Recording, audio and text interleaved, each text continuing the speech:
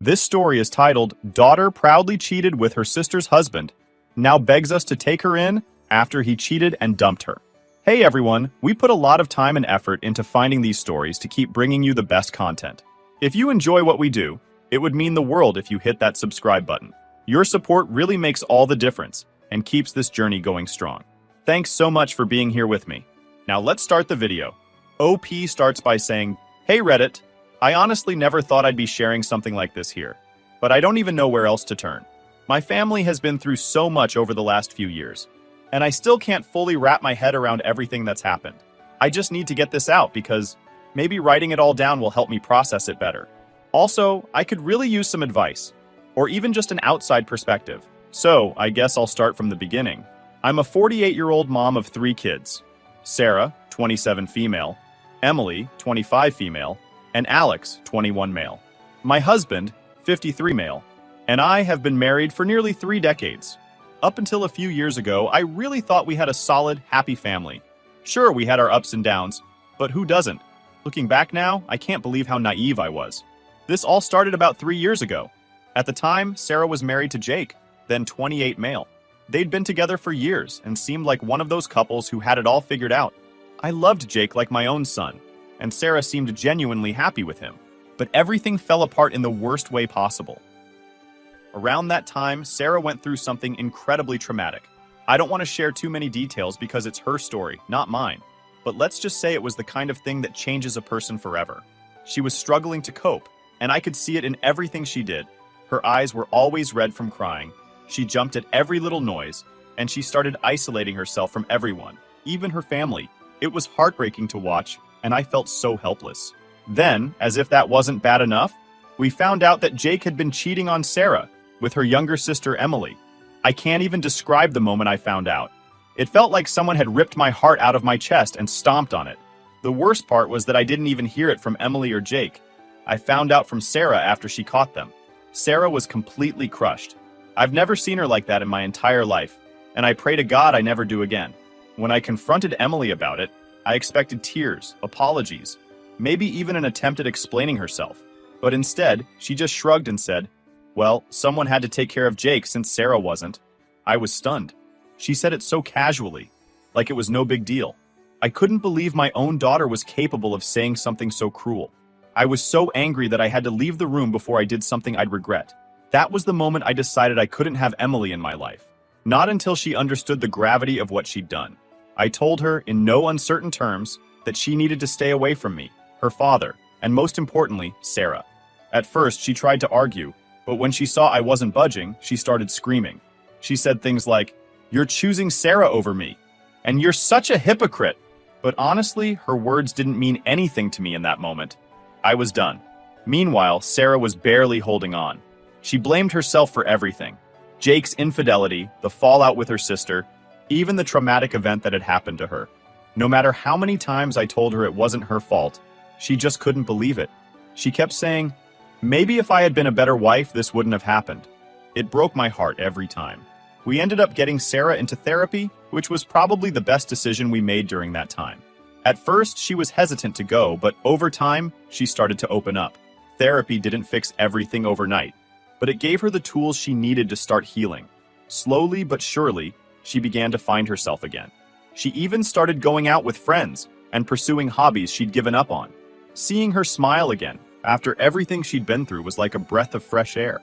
Emily, on the other hand, didn't seem to have any remorse for what she'd done. After Sarah and Jake finalized their divorce, Emily and Jake went public with their relationship. They didn't even try to be discreet about it. They posted pictures together on social media, went on trips, and acted like nothing had happened. It was infuriating to say the least. Then came the ultimate slap in the face. Emily and Jake announced their engagement. I found out through Alex, who called me in disbelief after seeing their engagement party photos online. Emily had the audacity to ask me and my husband to come to the wedding. I was appalled. I told her straight up that I couldn't support their relationship and that I wouldn't be attending. My husband felt the same way. Emily tried to argue, saying things like, "You're being so unfair," and "Jake loves me, Mom. Why can't you just be happy for me?" But I wasn't having it. I also gave her a warning, which I still stand by to this day. If Jake cheated with you, he'll cheat on you. It's only a matter of time. She didn't take that well, But honestly, I didn't care. My priority was, and still is, protecting Sarah. Looking back on that time, I can't believe how much our family changed in such a short period. What once felt like a strong, unbreakable bond was completely shattered. I barely recognized Emily anymore, and my relationship with her hasn't been the same since. As much as it hurts to say, I don't think I'll ever be able to forgive her for what she did to Sarah. At the same time, she's still my daughter, and part of me wants to believe she can change, but I'm not holding my breath. After cutting contact with Emily following the fallout, I honestly thought things couldn't get worse. I mean, how much more damage could she do, right? I underestimated just how deep her selfishness ran. For a while, she stayed quiet. She didn't reach out to me or her dad, which was honestly a relief. But life didn't stay peaceful for long. One day, Alex, my youngest, came storming into the house with his phone in his hand. I'll never forget the look on his face. It was this mix of anger and disbelief. He handed me his phone and said, "Have you seen this?" I looked down and saw a photo of Emily and Jake, arms wrapped around each other, all smiles. But that wasn't the worst part. In the caption, Emily had written, "He put a ring on it. Forever love." I couldn't believe what I was seeing. They were engaged. My daughter was engaged to the man who had not only betrayed her sister, but also contributed to the lowest point in her life. It felt like a slap in the face. It wasn't just the engagement itself. It was the way they flaunted it. They didn't seem to care how it would affect anyone else, especially Sarah. I wasn't sure how to break the news to Sarah. She was finally starting to make progress in therapy, and I didn't want to undo all that by bringing this up. But at the same time, I knew she'd find out eventually, and I didn't want her to feel blindsided. So, I sat her down and told her as gently as I could. Her face fell immediately, and she just sat there in silence for what felt like an eternity. Then, she said, "I knew they were together, but I didn't think they'd actually take it this far." She didn't cry, but I could see the hurt in her eyes. It was like she'd been stabbed all over again. After that, I decided to reach out to Emily. I hadn't spoken to her in months, but I felt like I needed to say something. If not for my sake, then for Sarah's. I called her, and surprisingly, she picked up. I told her how hurtful her actions were, and that getting engaged to Jake was just pouring salt in the wound. Her response? "Mom, you just don't understand. Jake and I are in love. What Sarah and Jake had is over. Why can't you just be happy for me?" Happy for her? Couldn't believe she had the nerve to say that. I told her in no uncertain terms that I would not support her relationship with Jake. I also warned her, again, that if Jake could cheat on Sarah, he could just as easily cheat on her. She laughed it off, saying, "Jake's a different person with me. You'll see." That was the last time we spoke for a while. Then came the engagement party. No, I didn't go. Let's get that out of the way. But Alex did. He said he didn't want to support them, but he was curious to see how it would all play out. Apparently, the party was everything you'd expect from Emily and Jake. Flashy, over the top, and completely devoid of self-awareness. They even had the audacity to post photos on social media with captions like, "True love wins," and "Can't wait to spend forever with you." The comment section was a mess. Some people congratulated them, but others called them out for their terrible behavior. It was a circus. Alex also told me that some of the extended family showed up, which was surprising. I later found out that most of them didn't know the full story. They thought Emily and Jake had gotten together after the divorce, not during Sarah and Jake's marriage. When the truth came out, a lot of them were furious. One of my sisters even called me to apologize for attending, saying she had no idea what Emily had done. Meanwhile, Sarah was trying her best to move on. She stopped following Emily and Jake on social media, and she asked us not to mention them around her. I respected her wishes, but it was hard to avoid the topic entirely, especially with Alex constantly updating me on their antics. He was just as angry as I was, if not more. He kept saying things like, "How can she not see how wrong this is? And Jake's such a scumbag. I don't know how she can stand him." As for my husband, he stayed quiet for the most part. He's always been the calm, steady one in our relationship, but I could tell he was just as upset as I was. One night, after a particularly rough day, he sat down next to me and said, "I don't know where we went wrong with Emily. I thought we raised her better than this." That hit me hard. I'd been asking myself the same question, but hearing him say it out loud made it feel so much more real. The engagement eventually turned into wedding planning. I tried to tune it out as much as possible, but Emily kept finding ways to involve me, even though I'd made my stance clear.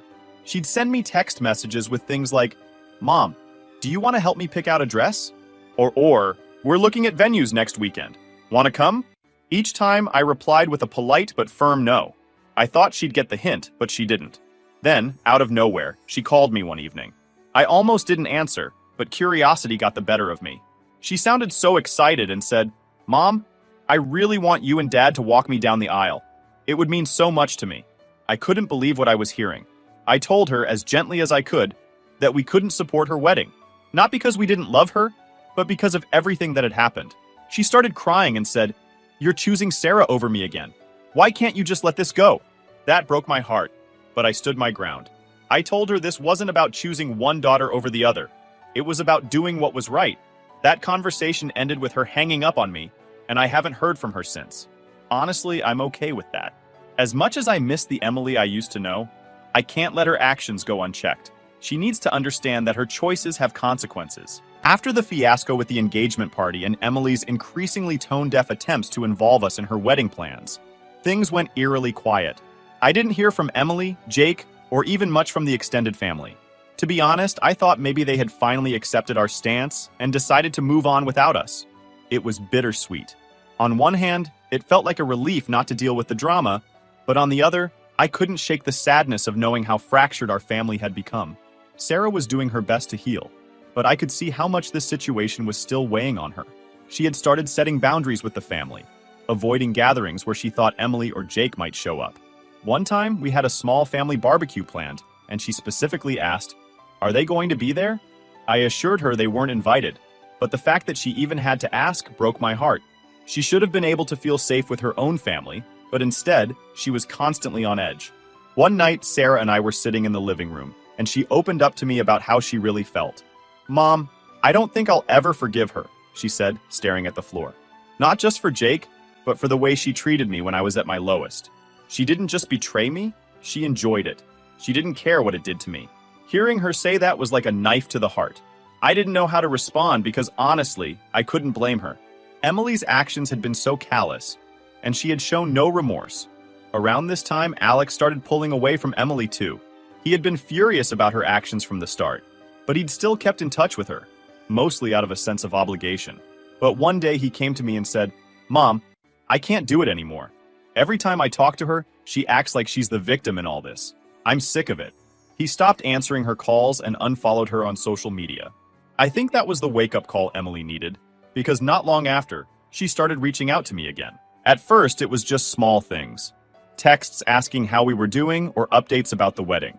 I kept my responses short and polite, but didn't engage much. Then, out of nowhere, she sent me this long message about how much she missed our family and how hard it was to plan a wedding without her parents' support. She even said something along the lines of, "I know I've made mistakes, but can't we just move forward?" I stared at the message for a long time before responding. Finally, I wrote back, "Emily, I love you, but you need to take responsibility for the pain you've caused before we can even think about moving forward." Her reply was immediate and defensive. She said she had nothing to apologize for because she and Jake were meant to be, and that if Sarah couldn't handle that, it wasn't her fault. I didn't respond after that. I didn't see the point. A few months passed, and Emily and Jake got married in what I assume was a beautiful ceremony, though I wouldn't know because, of course, we didn't attend. I heard through the grapevine that some family members who did go felt awkward the entire time. One of my cousins even texted me afterward to say, "It felt like everyone was pretending not to notice the elephant in the room. I wish I'd stayed home." After the wedding, things went quiet again. Emily didn't contact us, and honestly, I thought maybe she'd finally moved on. Sarah started to seem a little lighter, too. She was going out more, laughing more. It was like a weight had been lifted off her shoulders. I started to feel hopeful that maybe, just maybe, we could put this whole mess behind us. But then, out of nowhere, Emily showed up at my doorstep. It was a rainy evening, and I was in the kitchen cleaning up after dinner when I heard a frantic knock at the door. At first, I thought it might be a neighbor needing something, but when I opened the door, there was Emily, soaking wet, crying, and holding a baby and a toddler. I was so shocked I didn't know what to say. She just stood there, looking completely defeated, and finally said, "Mom, I need your help." I let her in, of course. As angry as I was at her, I couldn't turn her away, not with the kids there. She sat on the couch, still sobbing, while I got her a towel and tried to calm her down. Once she finally caught her breath, she started telling me what had happened. Apparently, Jake had been emotionally and verbally abusive for months. He'd been controlling, constantly putting her down, and even had another woman on the side. He has a whole other family, Mom, she said through tears. I can't go back there. I just can't. Hearing her say that stirred up so many emotions. On one hand, I felt for her. No one deserves to be treated like that. But on the other hand, I couldn't help thinking, you chose this. You knew who he was, and you still chose him over your sister, over your family. It was a hard thing to reconcile. Emily begged me to let her and the kids stay with us. She said she had nowhere else to go and didn't know what to do. I told her I needed time to think about it. I didn't want to make any rash decisions, especially knowing how this might affect Sarah. After everything Sarah had been through, I couldn't risk doing anything that might set her back. That night, I told my husband what had happened. He was just as conflicted as I was. We can't just turn her away, he said, but we also can't ignore how much she's hurt Sarah. It felt like we were stuck between a rock and a hard place. No matter what we decided, someone was going to get hurt. I didn't sleep much that night. I kept replaying everything in my head: Emily's betrayal, Sarah's pain, Jake's predictably awful behavior. I didn't know what the right thing to do was, but I knew one thing for sure. Whatever decision I made, it had to be for the good of the family as a whole. Not just for Emily, not just for Sarah, but for everyone. After Emily showed up at my door with her kids, my life was thrown into chaos yet again. I spent most of that first night sitting up in the living room, staring at her sleeping on the couch with her baby in her arms. The toddler was curled up on the floor beside her, clutching a worn-out stuffed animal. It was such a stark contrast to the confident, even smug version of Emily I'd seen over the past few years. She looked fragile, broken even, and I didn't know what to make of it. When morning came, I decided I couldn't put off the conversation any longer. I gently woke her up and handed her a cup of coffee. We need to talk, I said. She nodded, looking like she knew it was coming. I asked her to tell me everything: how she ended up in this situation, why she came to me, what she wanted me to do. Emily told me that things with Jake had started falling apart not long after they got married. She said he'd become controlling, monitoring her phone and criticizing her constantly. She tried to brush it off at first, thinking it was just stress or maybe some growing pains as they adjusted to married life. But then he started disappearing for long stretches of time, and she began to suspect he was cheating. It wasn't until she found texts and photos on his phone quietly that her suspicions letting her get it all out. Part of me wanted to say, for over a year, what did you expect? She said, but I bit my tongue. I knew she didn't need a lecture. Not yet, anyway. When she finished, she looked at me with tears in her eyes and said, I know I've messed up, Mom, but I don't have anyone else to turn to. That's when the guilt started creeping in. As much as I hated what Emily had done, she was still my daughter. And those kids, my grandkids, were innocent in all of this. I told her I needed time to think about it, and I wasn't making any promises. She nodded and said she understood, but I could tell she was disappointed. I decided the next step was to talk to Sarah. I couldn't make a decision about Emily without considering how it would affect her. That afternoon, I called her and asked if she could come over. She sounded hesitant, but agreed. When Sarah arrived, she immediately noticed Emily's things in the hallway. Her face fell, and I knew this conversation was going to be harder than I thought. We sat down at the kitchen table, and I explained the situation as calmly as I could. I told her about Emily's troubles with Jake, and how she'd shown up at our door with nowhere else to go. Sarah listened quietly, her expression unreadable. When I finished, she took a deep breath and said, Mom, I get that you want to help her, but you have to understand. I can't be around her. Not after everything she's done. I've worked so hard to move on, and I can't go backward. Her words hit me like a ton of bricks. I knew she was right. Emily's presence in our home would reopen wounds that Sarah had spent years trying to heal. But at the same time, I couldn't just abandon Emily and her kids. I felt like I was being forced to choose between my daughters, and it was tearing me apart. My husband was just as conflicted as I was. That evening, we sat down to talk about it, and he said, I don't think there's a right answer here. No matter what we do, someone's going to get hurt. He suggested we look into alternative solutions, maybe helping Emily find a place to stay nearby so she wouldn't be in the house, but would still have support. It wasn't a perfect plan, but it felt like the best compromise we could come up with. The next day, I told Emily about our decision. I explained that while we couldn't have her staying with us, we would help her find an apartment and cover the first month's rent. I also offered to help with daycare for the kids so she could look for a job. I expected her to be grateful, or at least understanding, but instead, she got angry. This is my family, she yelled. How can you just turn me away like this? After everything I've been through? I tried to stay calm and explained that it wasn't about turning her away. It was about protecting Sarah's mental health, but she wasn't having it. "Sarah needs to get over it," she snapped. "It's been years. How much longer are you going to coddle her?" That was the moment my husband lost his temper. He stood up and said, "Don't you dare talk about your sister like that. Do you even realize how much pain you've caused her? You're lucky we're even willing to help you at all." Emily burst into tears and ran out of the room, leaving me and my husband sitting there in silence. Over the next few days, I tried to smooth things over with Emily. I found a one-bedroom apartment for her and helped her get in touch with a lawyer to start the divorce process. But she remained distant and cold, barely speaking to me unless it was absolutely necessary. It was clear she felt betrayed, but I couldn't bring myself to feel sorry for her. She was finally facing the consequences of her actions, and while it was painful to watch, I knew it was necessary. As for Sarah, I made a point to check in with her regularly and reassure her that she was my priority. She seemed relieved when I told her Emily wouldn't be staying with us, but I could tell the whole situation was still weighing on her. "I just want things to go back to how they used to be," she said one day. "But I know they never will." She was right. No matter what I did, our family would never be the same. But I had to believe that we could find a way to move forward. Maybe not as the happy, united family we once were, but as something new. Something that worked for everyone. Once Emily moved into the small apartment my husband and I helped her secure, I thought things might settle down. It wasn't ideal, far from it, but it seemed like a step forward. At least she had a roof over her head and a place to regroup. We also paid for a couple of weeks of daycare for the kids, so she could start job hunting. It was the best we could do under the circumstances, especially since tensions were still high between her and the rest of the family. But things didn't go as smoothly as I'd hoped. Emily wasn't exactly grateful for the help. In fact, she seemed to resent it. She kept complaining about the size of the apartment, the lack of amenities, the area. Not unsafe, but definitely not luxurious. I tried to remind her that it was temporary, that she needed to focus on rebuilding her life, but she wasn't having it. "I can't live like this, Mom," she said during one of our phone calls. "I have 2 kids. They deserve better than this." I bit my tongue, wanting to say, "They deserve better than Jake, too." But here we are. Instead, I calmly reminded her that this was a starting point, not a permanent situation. "You're going to have to put in the work," I said. "This isn't going to fix itself overnight." The job hunt wasn't going well either. Emily hadn't worked in years, and her resume was practically empty.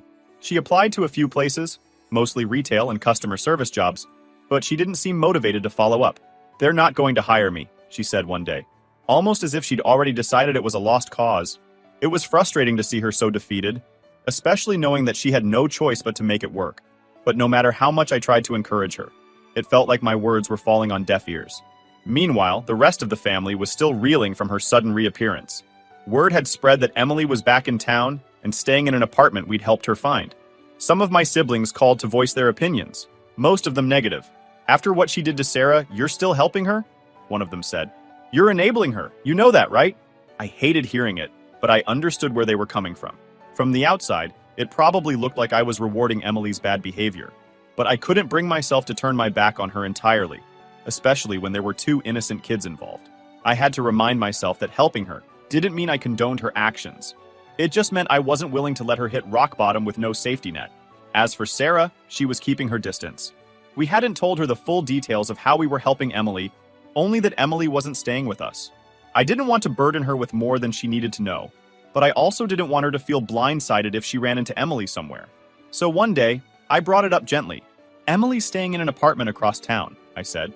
"We helped her with the first month's rent, but she's on her own after that." Sarah nodded, her face unreadable. "I figured you'd do something like that," she said.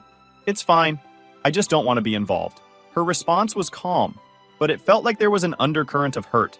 I knew she was trying to be understanding, but I couldn't shake the feeling that this was putting a strain on our relationship. Then there was Alex. He was furious when he found out we were helping Emily at all. "Why are you bending over backward for her after everything she's done?" he asked one night. "She doesn't deserve it." I tried to explain that it wasn't about what Emily deserved. It was about doing what I felt was right. "Her kids are innocent in all of this," I said. "They need stability, and if we can help provide that, then I think we should." But Alex wasn't convinced. "You're just letting her manipulate you," he said. "She's never going to change if you keep bailing her out." His words stung because deep down, I knew there was some truth to them. But what was the alternative? Letting Emily sink completely? I wasn't sure I could live with that. Emily's struggles began to take a toll on her emotionally. She called me one night in tears, saying she felt like a failure. "I ruined everything," she said. "My marriage, my relationship with Sarah, my whole life. I don't even know who I am anymore." It was the first time she'd shown any real self-awareness, and it caught me off guard. For a moment, I felt a glimmer of hope that maybe this was her turning point, but that hope was short-lived. The next time I spoke to her, she was back to blaming everyone but herself. "If Jake hadn't treated me like garbage, I wouldn't be in this mess," she said. "And if Sarah had just forgiven me, maybe things wouldn't be so bad." It was like she couldn't decide whether to take responsibility or play the victim. It was exhausting. At the same time, I was struggling to maintain my own sanity. Between managing Emily's situation, supporting Sarah, and dealing with the fallout from the rest of the family, I felt like I was constantly walking on eggshells. I started to question whether I was making the right choices or just digging myself into a deeper hole. The breaking point came when Emily showed up at our house unexpectedly one evening. She looked tired and frazzled, the kids clinging to her legs. "I need to stay here just for a few nights," she said. My heart sank. "Emily, we've been over this," I said. "You can't stay here. It's not fair to Sarah."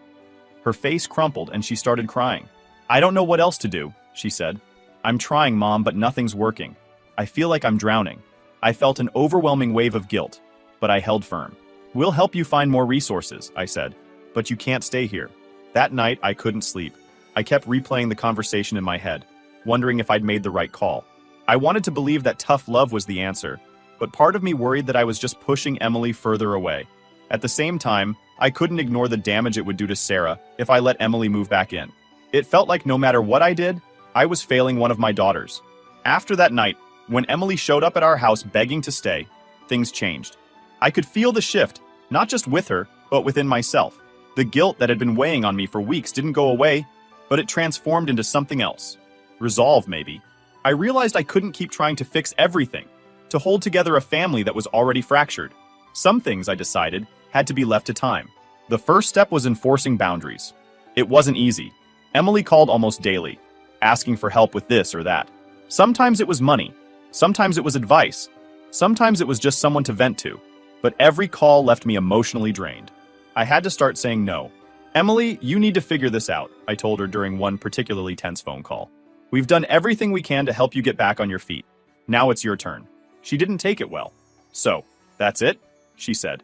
"You're just giving up on me?" I told her it wasn't about giving up. It was about giving her the chance to stand on her own. She hung up on me, and for a while we didn't speak. During that silence, I focused my energy on rebuilding my relationship with Sarah. She'd been distant ever since Emily re-entered the picture, and I couldn't blame her. I had been so caught up in managing Emily's crisis that I hadn't given enough attention to Sarah's feelings. One evening, I invited her over for dinner, just the two of us. I wanted to create a safe space where she could speak freely. At first, the conversation was light: work, hobbies, her friends. But eventually, the topic shifted to Emily. "I don't know how you do it, Mom," Sarah said.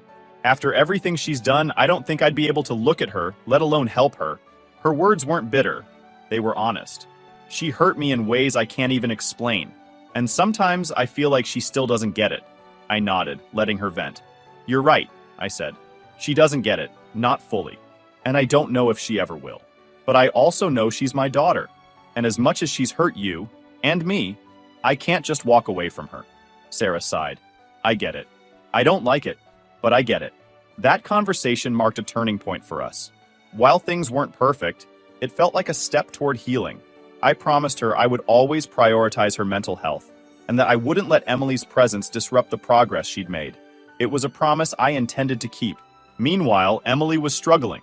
The reality of single motherhood had hit her hard, and without Jake's financial support, she was barely scraping by. She eventually found a part-time job at a local grocery store, but it wasn't enough to cover all her expenses.